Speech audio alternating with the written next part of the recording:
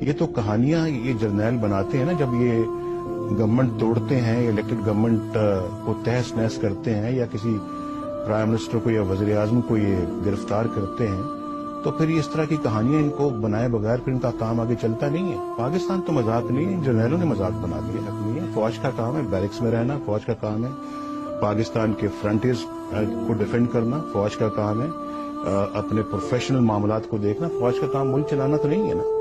فوج کا یہ کام نہیں ہے کہ وہ پاکستان کے ایک الیکٹڈ پرائم منسٹر کو اریسٹ کر لیں اور اس کو جیلوں میں بند کر دیں، اس پہ جھوٹے مقدمے بنا دیں۔ فوج کا یہ کام نہیں ہے کہ وہ ڈیموکریسی کو ایک گھر کی باندی بنا دے۔ فوج کا یہ کام نہیں ہے کہ وہ آئے دن کانسٹیٹیوشن کو توڑ دے۔ فوج کا یہ کام نہیں ہے کہ کبھی وہ صدر سے استعفیٰ لے، کبھی وہ چیف جسٹس سے استعفیٰ مانگے، اور کبھی وہ پرائم منسٹر سے استعفیٰ مانگے۔ تو یہ تو سب ان لوگوں نے مذاق بنایا ہے پاکستان کو، اور جو کہ مجھے بھی بہت محسوس